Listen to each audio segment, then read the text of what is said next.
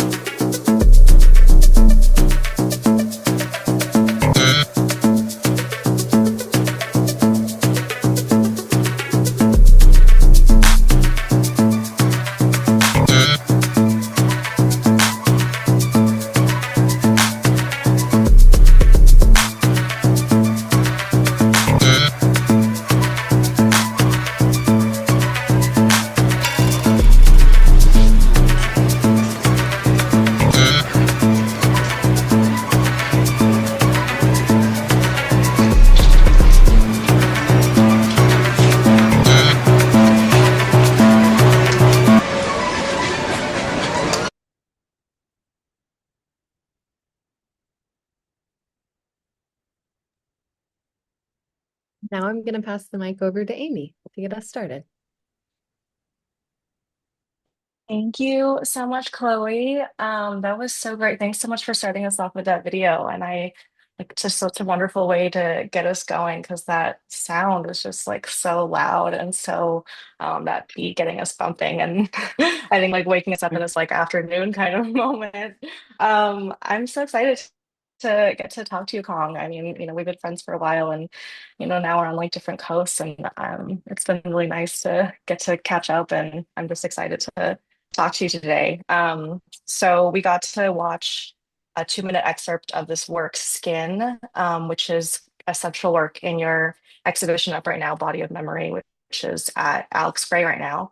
And so I guess to get us started, I'm wondering if you could just tell us a little bit more about the process for developing this work, Skin, and how you were able to connect with this performer, Meg Harper, who is the performer in this work, and I guess what made you interested in exploring dance, which is the central part of this of this work, which we see later on in the video. The start, you see more of the landscape of her body, but later on in the work, we see her dancing more. Thank you, Amy. It's great to have this conversation with you, and um, perhaps this question is a lengthy answer, but I'm gonna try to make it brief because I think like I need to talk about how I make work and probably two other projects that are related to this video directly. Um, So I make mostly project-based work. So each project usually has a centered narrative of either a historical figure or event, and I tend to make a body of work that includes a variety of media, such as drawing and embroidery, multimedia installation, and video. This project involve a substantial amount of research process, and often one project informs the next one. And perhaps this project Skin is a good example of that because it is the third video that uh, I made, which pays tribute to the late Singaporean Chinese dancer choreographer Ko Chu-san, who died of an age-related illness at the age of 39 in 1987. Ko Chu-san performed and choreographed for many prominent ballet companies throughout Europe, Asia, and the United States during his lifetime. And at the time of his death, he was actually living in New York City and was an artistic director of Washington Ballet. I made two projects titled The Heart of Hand and Lazarus in 2023 and 2024. Um, and at that time, I wasn't really thinking about the third one, especially after completing Lazarus, in which I made an attempt to connect Kwon Chusan's life and work with a Brazilian conceptual artist, Jose Leo Nilsson, who also died of AIDS in Sao Paulo. I did not have much knowledge about how dancers train and perform until I made these works. And while making the first two works, I learned quite a lot about dancers' body and how they have a quite personal routine of stretching to daily practice, and how most of them actually deal with injuries throughout their career. Um, Not to mention also dealing with and thinking about their aging body constantly.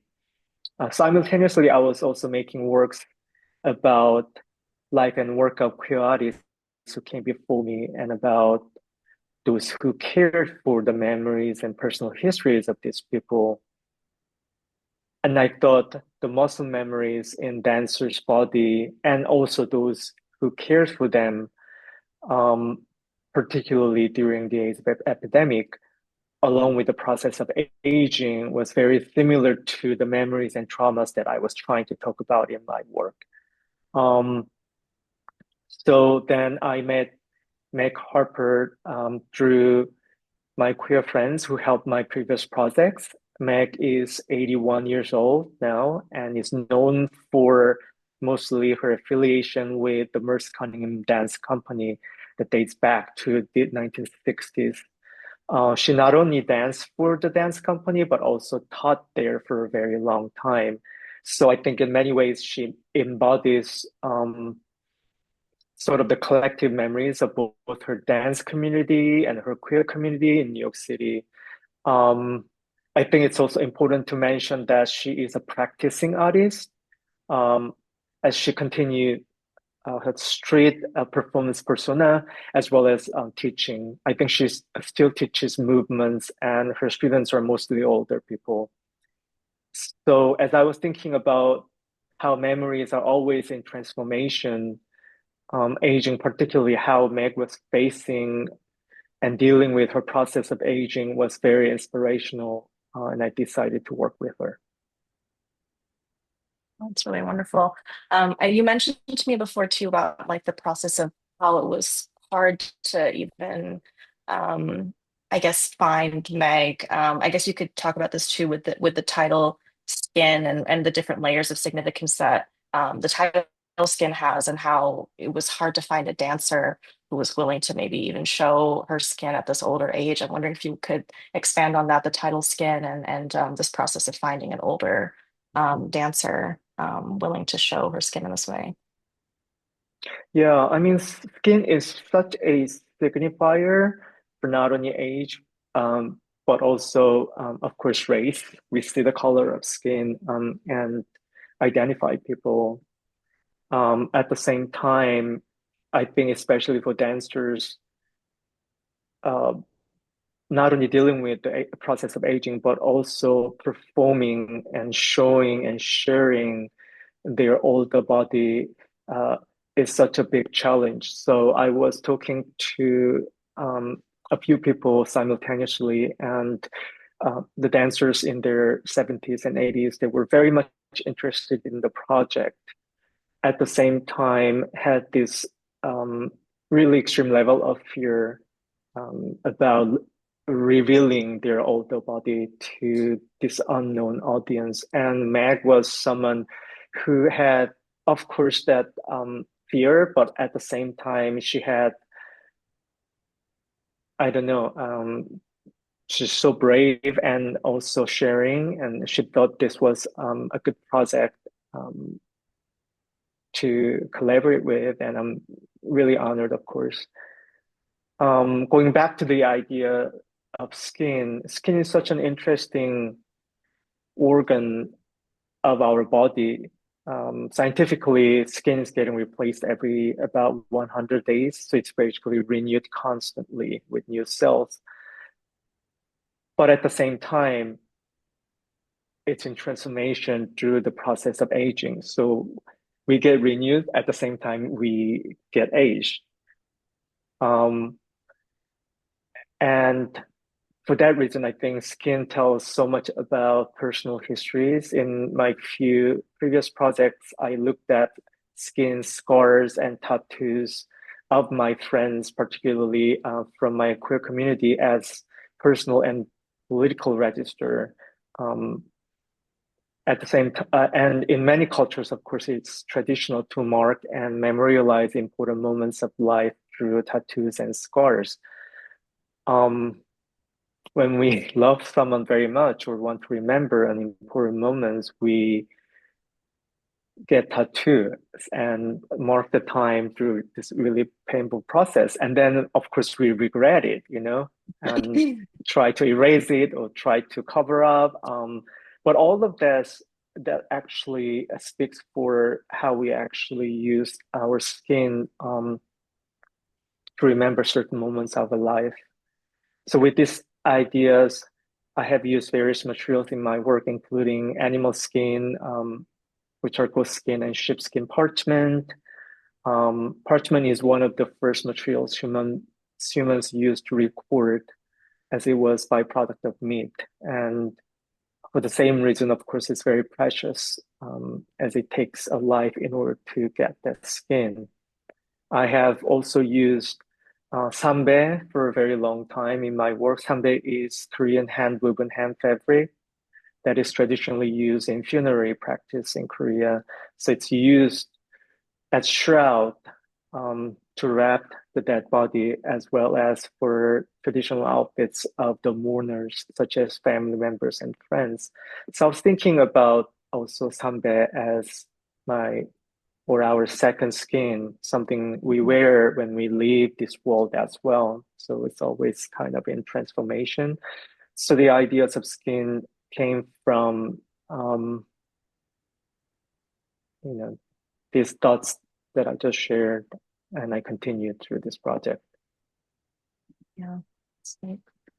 Um, so I guess moving on also into this dance aspect. So when we were catching up last week before this conversation, we talked a little bit about this, but I guess bringing in some of my own background when I'm watching this work, I am someone who danced classical ballet actually rather seriously for many years through high school, and then I, stopped, and actually very recently, as in this year, I started trying to dance again.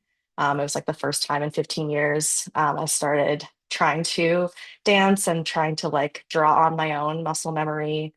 And so I've had this really strange experience of trying to basically my body like successfully at some points being able to do these very specific and technical movements, but then at other points really trying to move in these specific ways where my brain is able to remember how to do things, but then my body is like having this disconnect where I'm like not able to do what my brain is remembering how to do. And so this idea of muscle memory, I know is something that's important to this project, and is something that you, um, this concept you directed Meg to perform through muscle memory. So I'm wondering if you could expand on how you're thinking through this concept of muscle memory, and how you directed Meg to use muscle memory, and then also if you want to expand on other prompts you used for Meg to perform in this work. Yeah, I mean, like I learned that you actually danced classical ballet. And we're thinking Not about this very well. conversation, you know, and I think that's like such a good example because the level of techniques that are required to dance certain movements, particularly in classical ballet, are at such a high level of skills. That's something that you can only achieve when you practice every day, you know. So it's not only something that you have to practice in order to perform, but also it almost becomes part of your own body, the movements, you know. Um, so you remember those movements very, very well.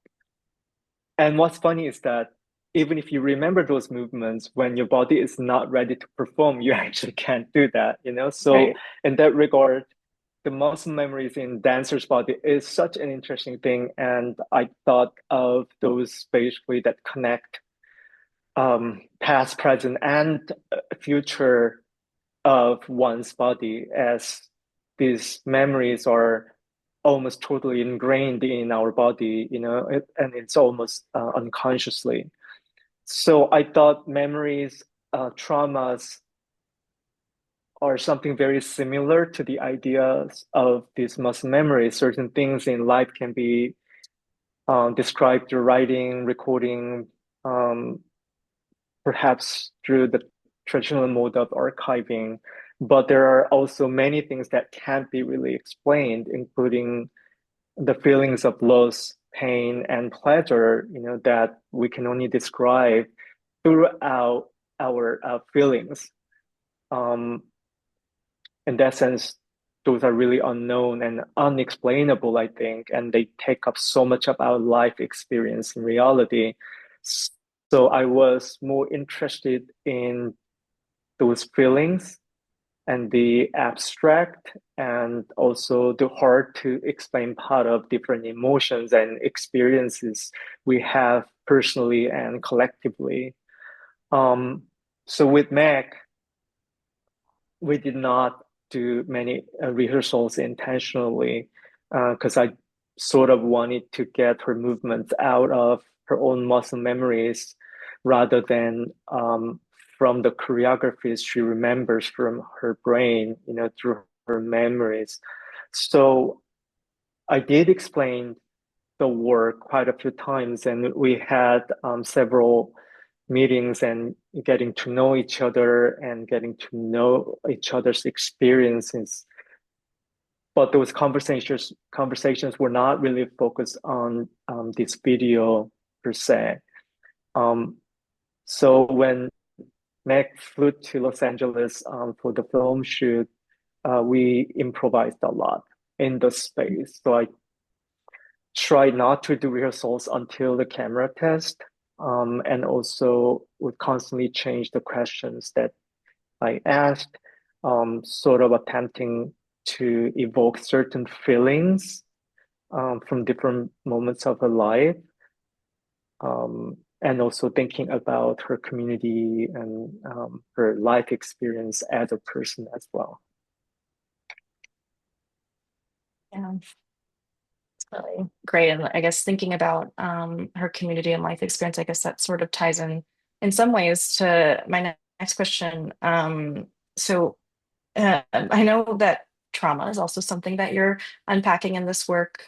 Trauma is something that can be abstract, nonlinear, cyclical, something that's passed down generationally, but also something physical, as you're mentioning with the dancers' bodies. It's something that's tied to injury.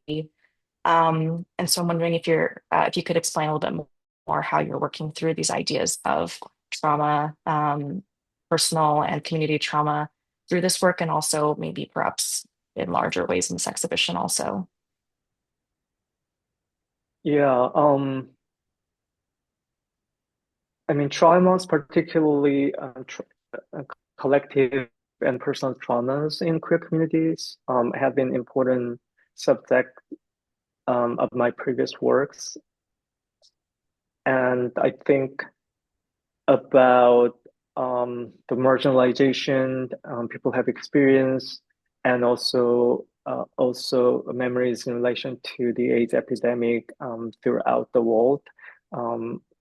Could be very generation specific. I um, personally, I was a teenager and just coming out when the AIDS epidemic was still going on in the 90s, and so for me, um, it's not something just I learned from history books, but also something that I also experienced as a teenager, just coming of the age, and also coming out to my family, and also in my social circle as a teenager. So it's something personal uh, as well as historical. So I think about those a lot when I think about traumas.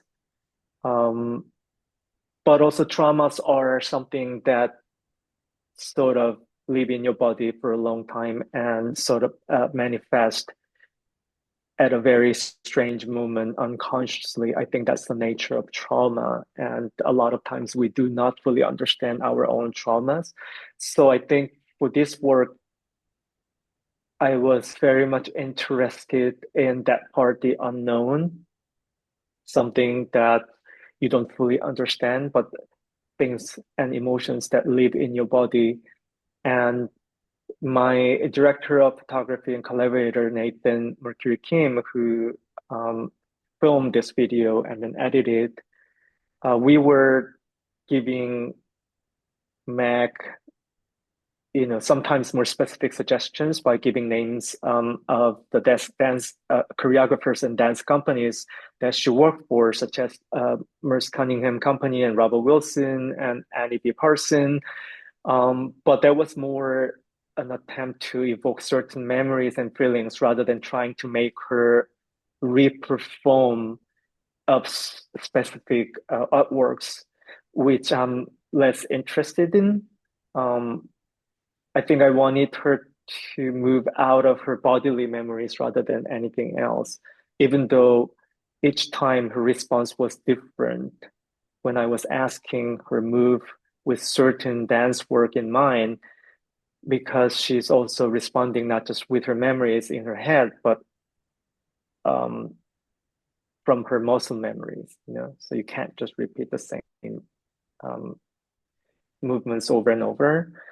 Um, I also thought about dance floor a lot when it comes to trauma, because especially thinking about the queer nightlife. At some point, I think I asked Meg to dance like how she would dance in a nightclub. Um, and although I wasn't really trying to reconstruct a narrative from her life, I think Meg also memories of pains from her personal life, as well as also from losing many friends during the AIDS epidemic. Um, so I thought those movements were coming from this complex place of pain and pleasure, which I think are very close to each other. And this whole video is sort of my effort to capture the complexity, I think. Right. Yeah, there's like a lot of joyful movements, but the complexity with these like joyful movements, um, it's really that's really great. Um, Yeah, so I guess another aspect of this trauma, kind of going back to this rigorous training with the dancers, another question I have. Um, so dancers, we kind of mentioned, undergo this very rigorous training involving very repetitive movements that can put a lot of strain and trauma on their bodies. Um, and in your practice, I also see there's a lot of aspects that, you know, your intricate embroidery, your time-intensive drawings, these also require a lot of very repetitive and tedious motions. So I'm kind of wondering if you also see a kind of connection between these, like the physical intensity of your process and then the sort of bodily repetition or discipline and strain that the dancers endure. And maybe if you see any sort of like shared sense of fragility of your body and the dancer's body as well. Yeah, that is very interesting question because I hadn't really thought about it that way until you asked the question. But it's very true because I'm in pain, like literally. Yeah. No, I see your Um, drawings and I'm imagining you like getting all cramped up. Like, yeah, I'm also aging, of course, I like mean, not everybody so else, much. it's not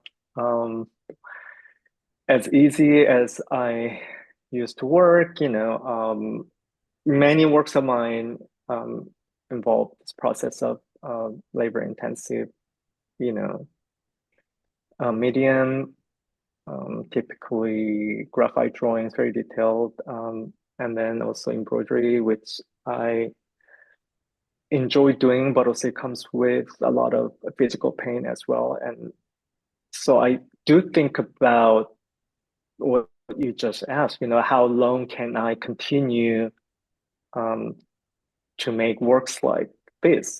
So it's a question that I ask myself very often in reality. And one thing interesting um, from listening to your question is that how repetitive this process actually is, especially because I think I do not make works out of my imagination. Almost all images that I use have references. Either they are works of other artists who came before me, um, or sort of images of objects that exist in the world outside, and it could be related to very specific sites of pure memories and um, botanical drawings or watercolor, and also acrylic paintings that are quite realistic. So there's this certain level of muscle memories that I need to use in order to execute these images. And there's a lot of repetition, such as making lines of these drawings, the hatching, and which is quite intentional in order to show the process of my artistic labor very clearly. But at the same time, of course, it comes with more sometimes intimate, but for large images, my movements becomes quite performative as well. Mhm. So I think those are related in that regards, um, thinking about the bodily memories as well as the physical pain and exhaustion. It comes with it, but at the same time, those movements are sort of ingrained um, in your body because you have to repeat it endlessly. So I find, Yeah. that connection. Yeah. I mean, your training also maybe is like kind of coming through right naturally, I imagine. Um, yeah. So I guess moving back to the video a little bit more. So in the beginning of the video, we see the camera gliding over, the landscape of Meg Harper's body, and we see this excerpt of this text by Robert Gluck. kind of shifting gears. Could you also provide some context on this excerpt and the Martin Wong font that accompanies it? Yeah, in most of my works, particularly video works, I try to bring in more than one centered narrative, and a lot of time pull these threads from um, different artists' works and life, and how they are really connected transnationally. Although these people did not know each other in their lifetime, I feel that their stories are very much connected. And I think bringing in text written by someone else is pulling another thread and then making connection among these subjects within the project. And Robert Gluck's text came from similar idea. So Robert is a celebrated writer, and in the 80s, late 70s and 80s, he was with uh, this artist and gardener at Ulrich Sky, who was a Japanese American artist based in San Francisco, and he also worked for the city of San Francisco as a gardener. And in 1994, Ed died of AIDS at the age of 43 in San Francisco. And Robert published his book titled About Ed in 2023. So it basically took about 30 years for him to finish the book after Ed passed. And I remember Robert calling this book a fiction based on his memories rather than telling this as memoir or something autobiographical. So I think he very much understood the nature of history writing from the place where I also think about memories, because history writing is so much about how we remember. It's not just about what exactly happened, and it's of course the way of remembering, and also each time we remember what happened in the past personally and also historically, the narrative constantly changes because we can never remember the same thing the same way. So I think, very much interested in the idea Robert was also thinking about. So the text where the sentence appears, die with the living, live with the dead. Um, in this part of the book, Ed is about to die, and Robert is in the same room, and he is taking a nap with him because at that moment Ed was mostly just sleeping, and this is how Robert remembers those moments. And I was really interested in this sort of transition of Ed's life from life to death, from this body to a different body, and how Robert was describing that transition so poignantly. At the same time, I wanted to bring in another narrative and a layer, and that's when I used this Martin Wong font that I call Martin Wong font, which was designed based on the American Sign Language font Martin Wong used in his paintings in the 80s and 90s. And he would write text in his painting in English, and then would draw this chunky hand gestures, which are alphabets written in American Sign Language. And I thought that was very interesting for Wong to always use these two languages. I think it was one way for him to expand his community and also reach out to the unknown in a different community of people. I thought that was really generous gesture. So I made this font with reference to Martin Wong's ASL font, but also wanted to bring in this another thread of narrative, which is Martin Wong's life, who also died of AIDS in the 90s. Yeah, thank you for giving that context. I mean, I love looking at this still. We have like this text, "I with the living, live with the dead," and then we have Meg's body looking sort of corpse-like, and then the hand sort of like, I don't even know which hand it could really be. But something that's interesting here is, we have like three different figures, right? There's sort of reference, we have Meg, and then we have Robert Gluck's text, and then we have Martin Wong, and then I guess, Nathan Kim is the filmmaker who made this work. And so I guess this sort of goes into my next question for you is collaboration seems to be this really important part of your practice. Um, you have the collaboration with these figures I mentioned. You're not only collaborating with living artists, but also you seem to be collaborating very frequently with deceased artists like Martin Wong, and then other figures who show up in the rest of your exhibition, such as Feliciano Centurion and Dara Ellis. These are just some of the names that are referenced in other works in your show. And so I'm wondering if you could also just speak a little bit more on the importance of collaboration in your work with people who are your peers, as well as people who are your predecessors. Yeah,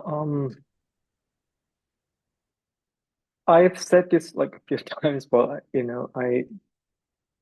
my collaborations are with the dead and with the living. What I mean by that is I've always understood my own thinking and art making as something that's influenced by people who came before me and people who are with me. So even when I try to make something um, that's original, it's actually coming from the influence that I received from these people. Um, that includes education, the books I read, and also all the knowledge sort of that I inherited. So I think it's never just my own in that regard, and everything that I make is heavily, heavily influenced by these people, and I think I always want to think about that and also speak to that in my work, particularly in relation to queer histories, of course. Um, Also, I think I've understood history from the perspective of an immigrant and someone who's in this sort of in-between space and someone who belongs to more than one place or one time. Um, so I think the artists that you mentioned uh, in your question are also similar in that regard. They're not from one place, but their stories are very much transnational and transcontinental, oftentimes, and very much connected to each other. So I think I want to, in order to talk about these ideas, and talk about how their legacies are connected through history and through people like me, I think creating sort of genealogy in a project has always been an important part that also includes people around me as well. So in this project, you will see more historical images of artworks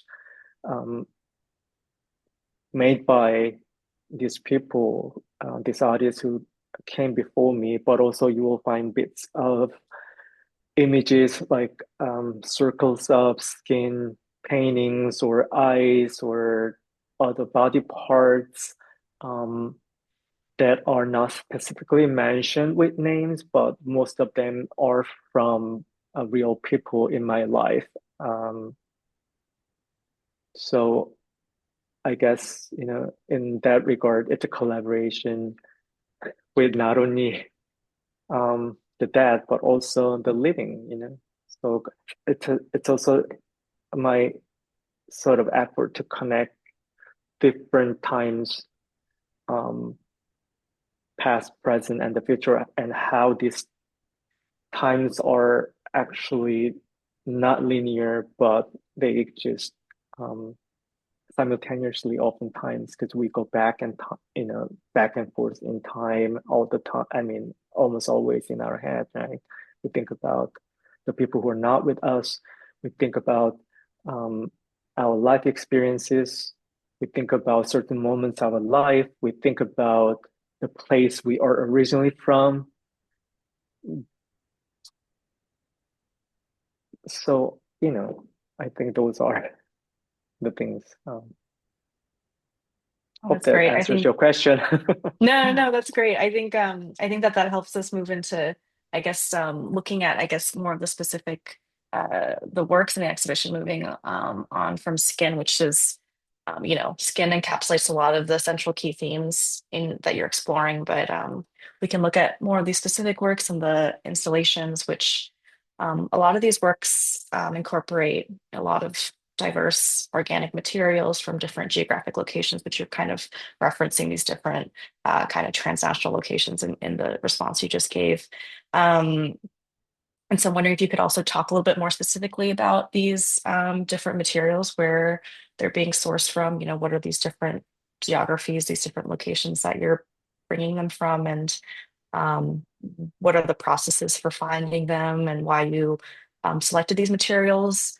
And you sort of kind of mentioned this idea of the different temporalities and timescales, but if you want to also maybe expand on how these materials then tie into this idea of the different timescales that you're thinking about. Yeah, one of the primary elements and materials that appear in this exhibition throughout many, many different works is wood burl. So each of these panel works on the backdrop of the panels are made out of wood burl veneer. So different like olive burl or redwood burl or all different kinds of burl. And wood burl, for those who do not know, but most people are familiar, I believe, burl is part of tree trunk that is a growth coming from sort of disease or external traumas. So when a tree has even a bee sting or some sort of disease or some sort of traumas, external traumas, then that part starts growing very weirdly, twisted, and also very slow. So it's kind of result of these traumas. But at the same time, it creates this incredibly beautiful pattern as well and becomes this sort of prized um, wood part with very beautiful um, patterns and things like that. So you will see small biscuits of these pearls in this exhibition, as well as the veneer, which is very thin layer of balls, and then you put them together and make these panels, which I thought was very similar to the process of like what we call skinning. And these burls are juxtaposed with many other materials that are also organic, such as like ghost skin parchment that I explained. Um, and I made sort of drawings and watercolors directly over the parchment. And there are also other organic materials like shells or pearls and buttons, um, things like that. Those materials are sort of juxtaposed with uh, rocks and fossils from many different time periods. And I'm interested in these materials, especially thinking about different time scale of time, basically, it's something that goes beyond one cycle of human life. We tend to think about our life's events and experiences from the perspective one cycle of human life, which is about 80 years. But by bringing these materials, I'm thinking of a much larger scale of time, such as geological time, like some fossils that I put in the show are 300 to 500 million years old. And they have existed since a time like humans didn't really exist, and those are plant fossils. So it's just impression of plants that exist during those times. So those are really, really old materials. And even something like gold thread that I use in my embroideries are very old. They were produced around 1910 to 1915. So they're over a century old. So it goes beyond typical one cycle of human life as well. So I think I'm trying to create this sort of perspective that is much larger than this human life, thinking also about the changes that we want to make in our lifetime, and oftentimes we don't see it.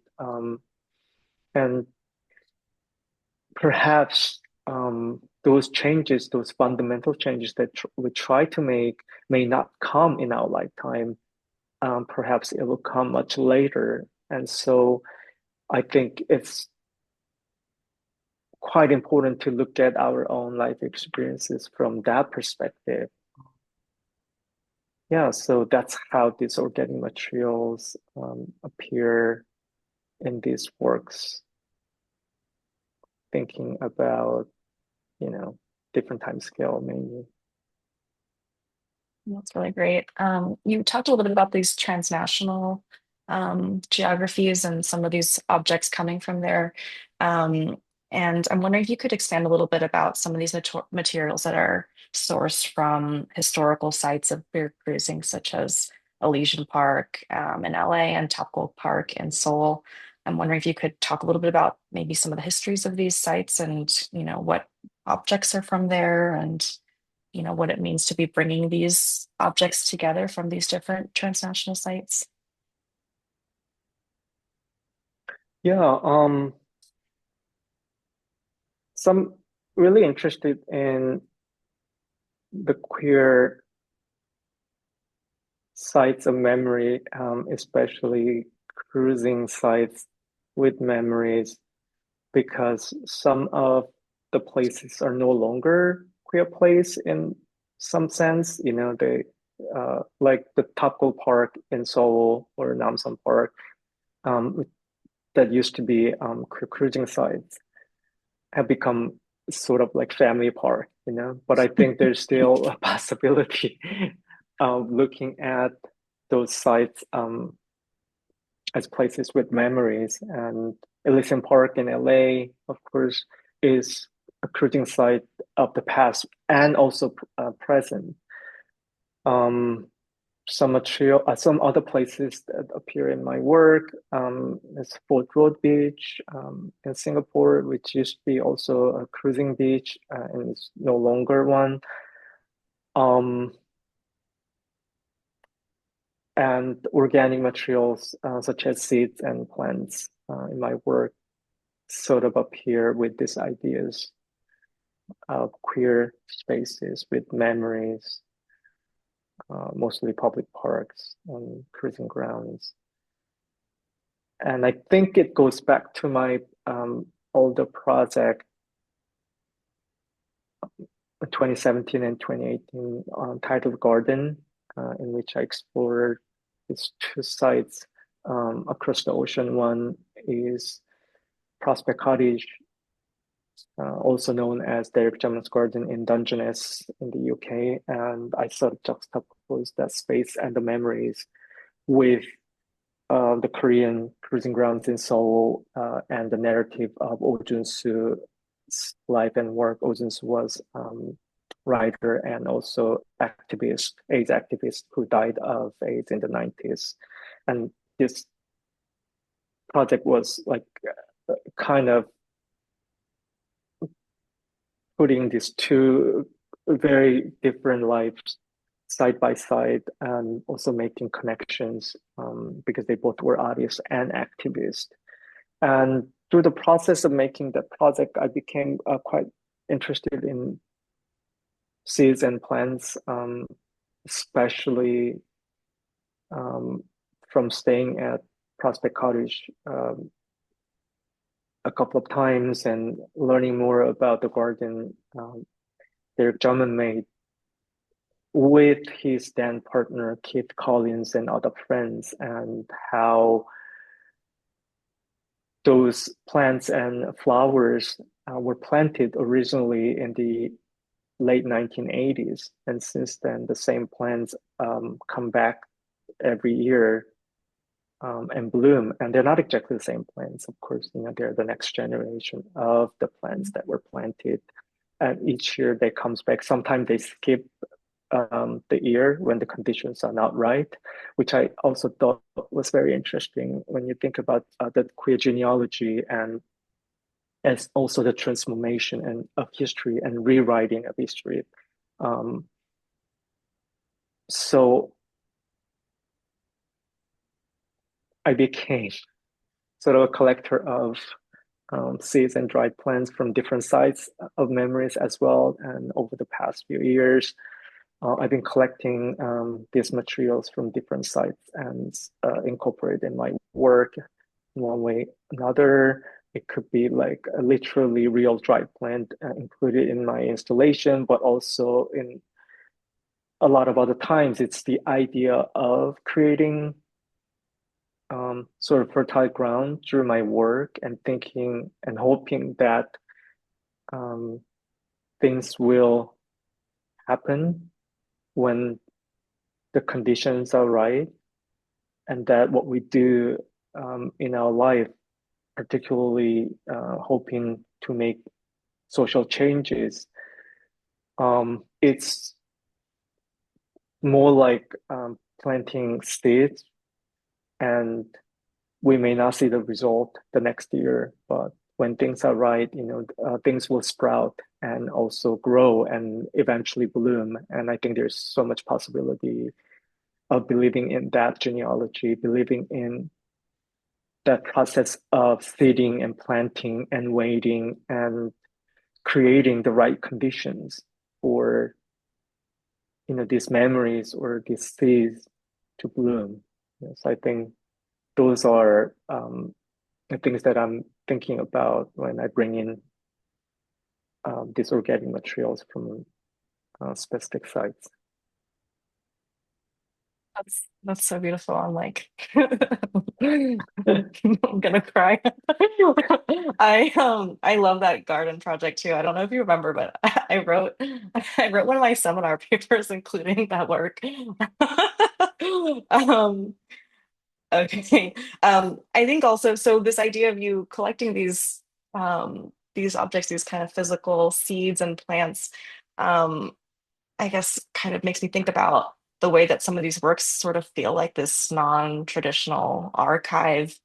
Um, and there's a way that, your work, these kind of non-traditional archives that you're making are kind of pushing against or challenging traditional archives in some ways. So, traditional archives usually rely on, written text, official documentation, and these traditional archives are based in these systems that have been shaped by colonial structures that have been violent and exclusionary, especially towards queer people. But your archive is pushing back against these very, logocentric and purely visual ways of recording knowledge. It's very your sort of alternative kind of archive is much more physical. It's very embodied. These objects are very tactile, and viewers in the space actually have to move around them to kind of engage with the work because some of the installations are on the ground or even going into the kind of air. So I'm wondering if you could talk a little bit more about how if you see your work or this work as some sort of archive and if you see it as maybe some sort of resistance to some of these official systems that have harmed queer communities in the past? Yeah, I mean, very difficult question.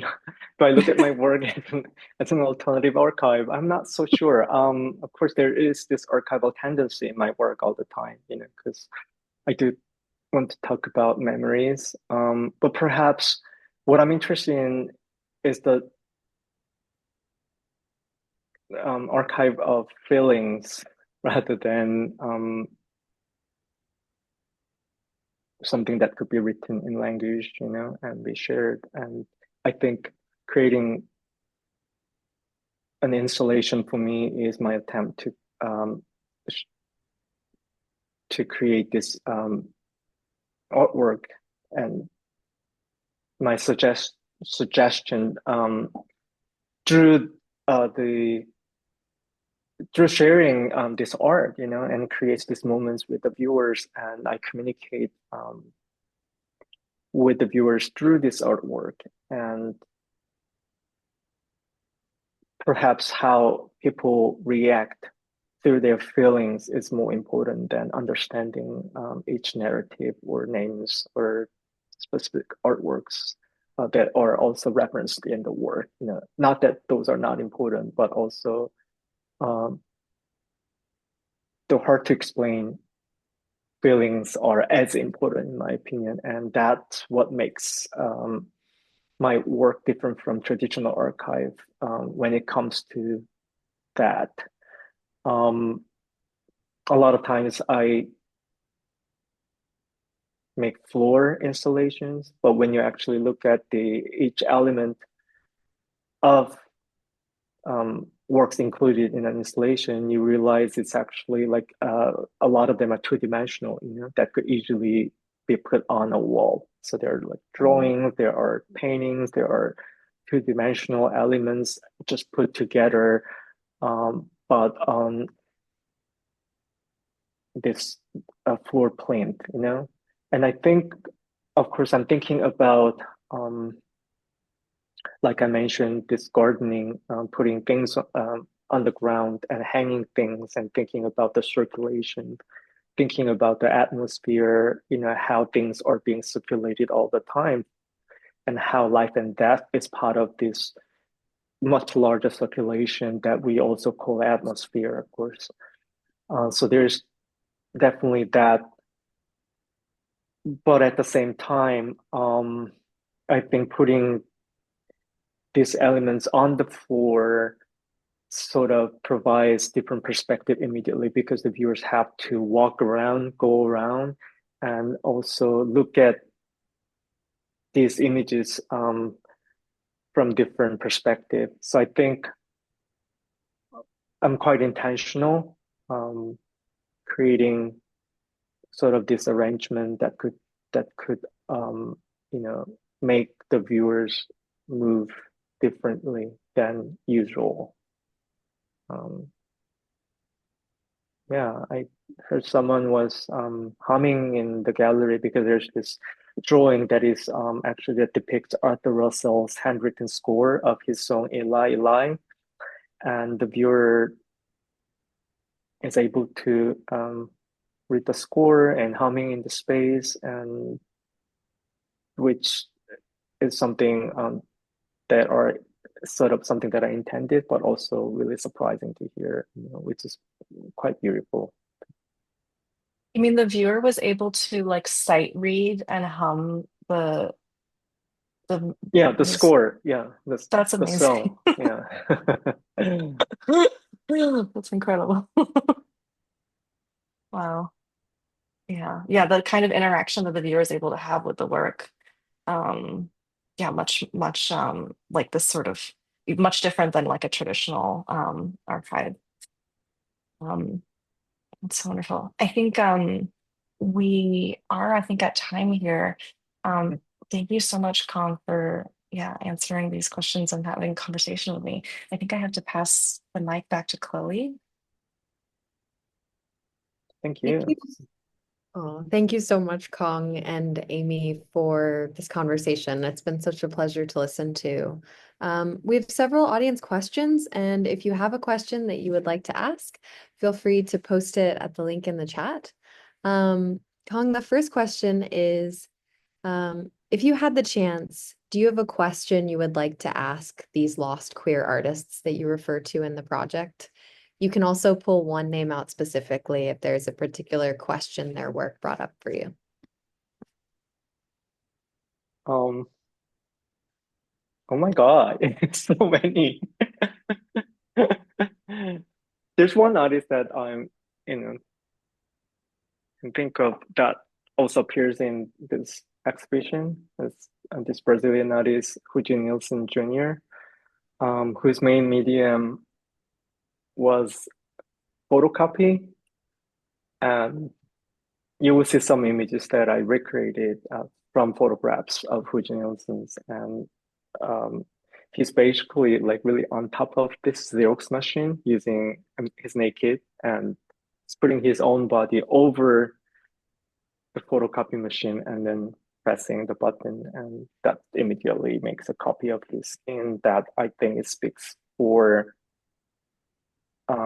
the time, that he was experiencing and through which I experience or attempt to experience, what he was experiencing. So yeah, I would like to ask him like how it feels to be on top of this machine and interact with this machine using your own body, that experience I'm really curious about. Thank you for that answer, and thank you for that question, audience member. The next question is, can you talk more about what you think about when working out the compositions of the wall and floor-based works? Does each format, wall or floor-based, do something different for you? Um, the process is quite similar, actually. I would call it um, arrangement. So I don't exactly know sometimes what goes on to one arrangement. So the process is quite intuitive in that regard. Of course, I'm doing research and I'm sort of pulling many different images that I think have connections to each other. And some of this juxtaposition is very much intentional, and I know way ahead of time. But I enjoy so much the process of arranging things. I think we all do that. We arrange everything all the time on a bookshelf, on your coffee table. It's always more than one thing, and then we put these things together, and there's always new meaning that's being created by putting these images together or objects together that come from different moments of your life, different places, and things like that. So there's this intuitive process. What makes floor work different from wall work is that there's no particular direction on my floor work. So when I make this large panel works, there's top and there's bottom. There's a very particular direction that's given to me already, and I'm playing with that. And there's the idea of framing. There's the ideas of making each drawings and putting them together. And I'm a lot more free when I make flow work. The objects face actually all different directions, so you can enter the work from any direction. Many things are layered. I layer drawings with embroideries, with other objects. So, I'm able to layer literally, physically these objects. I'm able to use not only the surface, but also the volume of the space. And I hang things and activate the space by doing that. And there's a lot of more possibilities when I make flow work in that regard. Related to that, as you're juxtaposing these images and objects that you've collected in your studio, how do you know a work is finished?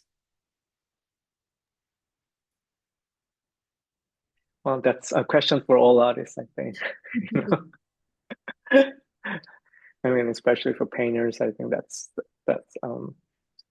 such a difficult and important question, and it's applied for my work as well. It's really difficult, but for some works, I know exactly. You know, I have usually this conceptual framework that I have before making a new work, and sometimes I feel that, you know, with certain amount of time and number of objects, um, it's almost like creating a map, and so the map's finished. And also, um, I work project based for the most part. So when I think about one work, I never really think about just one work. I think of it as in conversation with other works in the space. So this is like there's a small map, and then there's this larger map that I am envisioning in my um, project. Having said that, it's always very difficult, and I think it's very intuitive in that sense. That, you know, it could even be a deadline. You know, I have to finish work, and I feel like this is okay, and it's okay. That's a great answer. Thank you so much for that question, audience member. The last question today is about color. An audience member is wanting to know when you decide to draw in graphite and when you decide to use color. Yeah, very difficult question, but I do have an answer. But it's also not always the case. Graphite, I think, is such a basic drawing medium that shows the process very clearly. You know, you can see the lines, you can see this one medium, one color, and it's very clear to communicate through that process. Um, Painting is less so. Um, but how I make those choices, a lot of times when I am making sort of copies, I would actually say copies of other artists' works. You know, I make replicas, but in this medium, that I tend to use graphite um, just to reference the existing artworks and my process of recreating the same image, you know, through my own sort of labor. And I want that labor to be visible, and I want that to be visible in a way that I would call mechanical, you know. So it's more of the labor rather than anything else. In that uh, in that case, you know, I tend to use graphite when it's coming from my real life, such as like plants from somewhere, or skin of my friend's body and things like that. I think um, I feel more free to use colors and tend to, you know, make paintings, acrylic paintings of them, things like that, or watercolor. Thank you so much for answering all of our questions, Kang, and thank you everyone for those questions. We're going to conclude today with a reading. And with that, I'm going to pass it over to Kang to read us a poem. Thank you, Chloe, and everyone who joined. I'm going to read a poem by Korean writer Ki Hyung-do, who is one of the most highly recognized names in modern Korean poetry. Some of his poetry even appear in high school textbook in Korea. Ki was born in 1960 and died in 1989 at the age of 29. His death is still quite controversial because he had a heart attack and his body was found in the very early morning at the Pagoda Theater, which was now defunct gay sex venue in central Seoul. The circumstances of Ki's death and questions about his sexuality have been systematically covered up and ignored by mainstream scholars in Korea until very recently. Although his works are noted for themes of death, loneliness, and despair, as well as love and desire, often explicitly queer. I think that the circumstances around Ki's life and work were very similar to how queer histories were often erased and ignored by historians. However, it also gives us this opportunity to have this conversation now. In that sense, the erasure is a possibility. So I'm going to read his short poem titled Put Badly. Put badly. A few shadows hung around in the dark. Some stayed by the pitch black wall. Sensing trouble, vehicles killed their lights. In an instant, each building bolted its door and waited in fear. An explosion of kerosene fumes, a thin, slinky sound of dragging metal. Black leaves leered as they tumbled by. Hands and feet moved quickly. The flicker of cigarettes. Somebody who walked into the alley uttered a cry of shock. Those guys, why do they gather in the dark every night? Where do the desires of those young men go? Why are human pleasures all the same? Thank you. Thank you so much, Kang. Thank you for closing us out with that reading. And thank you to you and to Amy for today's amazing conversation. Thank you to Wang Yi at Alexander Gray Associates, who was so helpful in preparing for today's event. And thank you to the Terra Foundation for American Art, who sponsors our NSE program and makes weekday conversations like this one possible. They also support our archive, where you will be able to view this shortly on the Rails YouTube channel. The Rail has been free and independent for 24 years. A donation directly supports our writers, our staff, and our operations. You can support our work at the link in the chat. And if you are free tomorrow at 1 p.m., join us for a conversation with Ron Padgett and Ty Cooper on Ron's new publication, Dick, a memoir of Dick Gallup. And as is Rail tradition, you can now turn on your microphones and say hello and goodbye as you leave. Thank you so much for joining us today, and take care, everybody. Thank you so much. Thank you. Thank you, Amy. Bye. Thank you. Bye. 감사합니다. Congratulations, Kang. Bye. Bye, everybody.